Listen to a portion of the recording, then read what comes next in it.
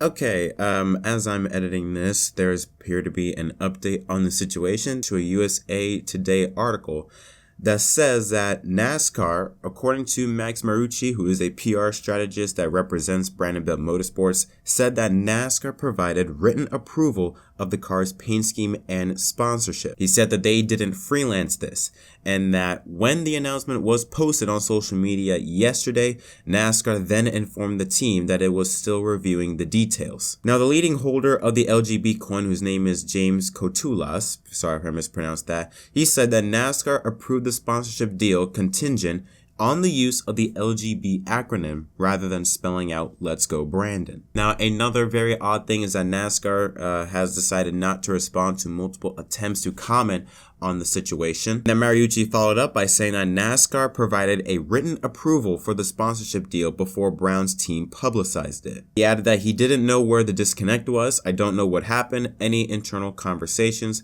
but we're just going to try to work through whatever happens next." Kotula said that they came up with a compromise with NASCAR that we don't use the phrase "Let's Go Brandon," that we just use the abbreviated coin name, which is LGBCoin.io. And they approved it, so we were able to get cars painted. So yeah, this is just another added layer to this whole controversy of why would NASCAR approve the paint scheme only to then later reject it. It's just a whole nother can of worms that we're just going to have to see how it plays out. Anyways, that's it for me. Back to the video.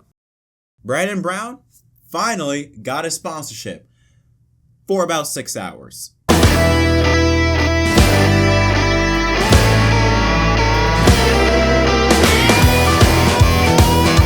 Oh boy, this one is going to be a doozy. Welcome everyone back to another episode of Inside Lines and to the final episode of 2021. My name is Jet. Hope you're all having a wonderful New Year's Eve, or depending on when you're watching this, maybe even a New Year's Day. But regardless, hope whatever you're doing, it's going well.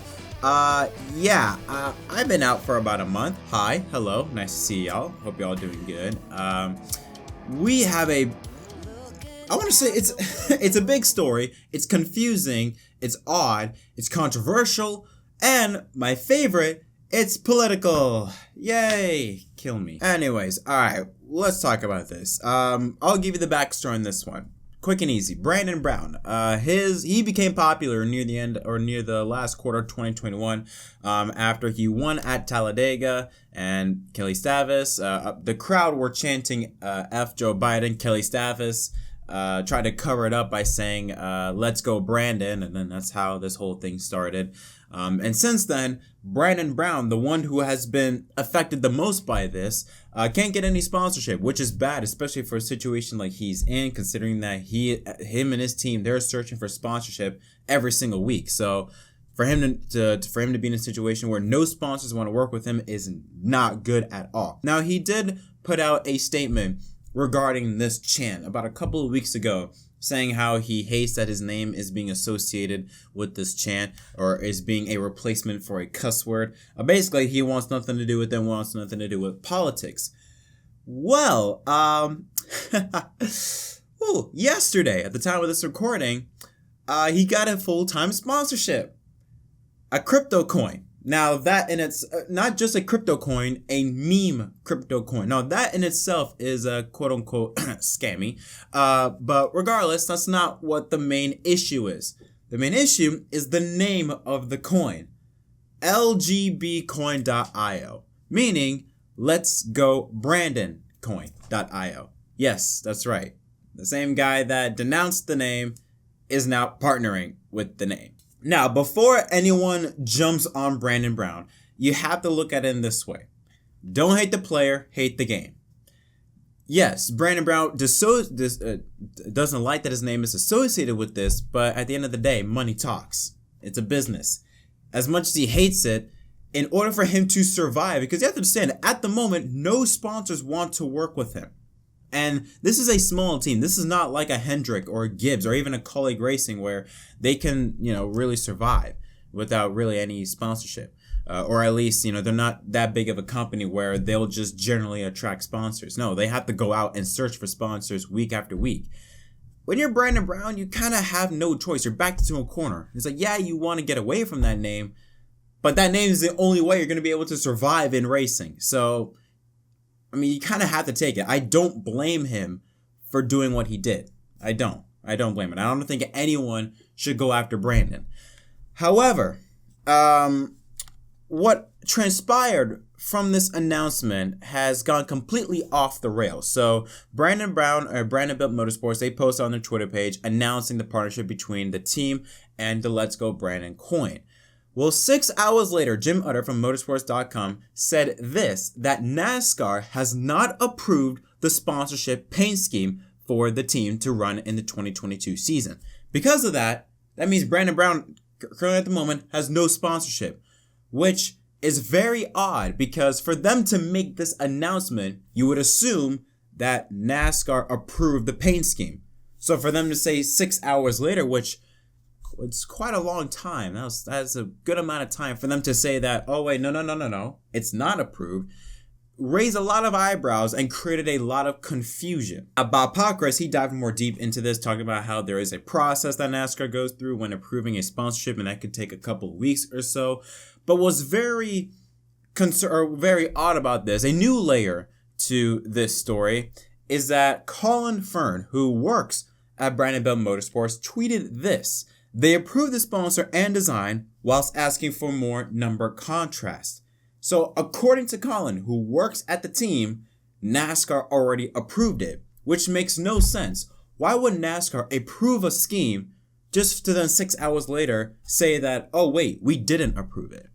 Which leads me to one of three possibilities. Either A, NASCAR didn't approve it, or at the very least, Brandon Built Motorsports didn't even bother to approve or go to NASCAR to approve the paint scheme or the sponsorship and just went ahead with the announcement anyways. B, NASCAR approved the sponsorship, and then when they made the announcement and probably realized the amount of backlash it got, they then, reversed their tracks and said, no, we didn't approve it. Or C, probably some form of miscommunication. I'm not going to dive into specifically what the miscommunication is, but somehow, words didn't get clear through between both parties at Brandon Built Motorsports and NASCAR. Now again, the coin itself, to me, it is extremely sketchy. Scam, I won't be even surprised. I'm pretty sure it would be the type of, this has DC Solar written all over. This has Angela Motorsports-esque type of situation where this just looks like a complete scam, where I won't be surprised after the first 2 weeks the checks bounce, something like that. I mean, I don't know. The about section about the coin itself gives me a lot of red flags. I mean, I'll read it out for you here. LGBCoin is America's coin, an ERC20 digital collectible meme coin on the Ethereum blockchain that allows owners to digitally voice their support for America and the American dream. LGBCoin has no intrinsic value, and you should not purchase it with any exception that you will be able to resell it. Please do not spend money that you cannot afford. Now, me and crypto, especially when it comes to situations like this, when meme coins like Dogecoin, again, a lot of red flags go up in the air. So the coin itself, very sketchy. But let's go to the reason as to why NASCAR would even think about not approving this paint scheme. According to the company, or at least according to the Twitter page, it said that they put in $10 million or so to Brandon Built Motorsports to be able to sponsor the full season. Why? If it's going to help a small team, a team that's desperately in need of finding sponsorship, why would NASCAR not approve it? Simply put, say what you want.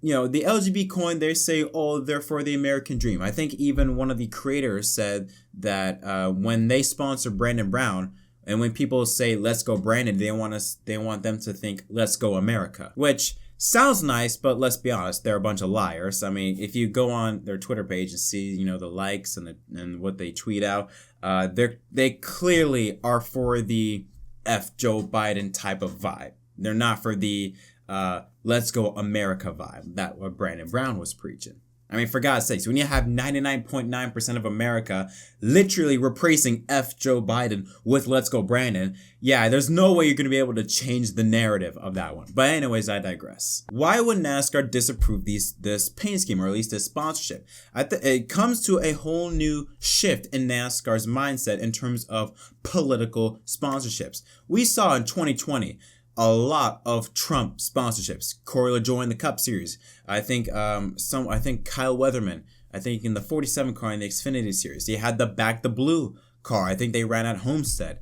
Around that time, there was a lot of political paint schemes, and NASCAR is trying to disassociate themselves from that and practically outright banning all types of political campaigns, left or right, which I think is a really good thing. Instead of picking and choosing, just ban both of them, just like saying neither side is allowed to sponsor a race car.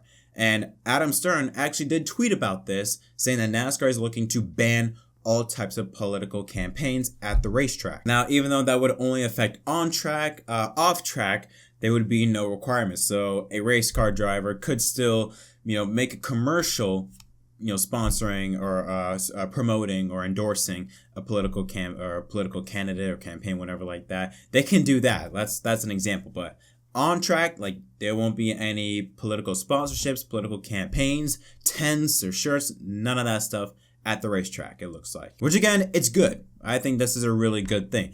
Get that crap out of here, all right? And this goes for both sides, not just the right, all right? Before y'all get your titties in a twist in the comments, all right? This goes for both sides. But now the issue with this whole thing, the fact that now NASCAR is, the fact that 6 hours later they said something, by the time of this recording comes up, I'm pretty sure more than likely all of both sides are going to grab onto this story. The right side is going to crap on NASCAR, for doing this, and they're silencing the right side, or they're becoming quote unquote woke. And the left side is probably going to be praising NASCAR for, doing this, whatever. I don't know. But regardless, NASCAR is going to be once again in the political atmosphere, which is the last thing that NASCAR wants to be in. In fact, I think that's the last thing that anyone wants to be in, is in a place where it is toxically political. I mean, yeah, now the thing that I'm very not concerned about or worried about, but looking,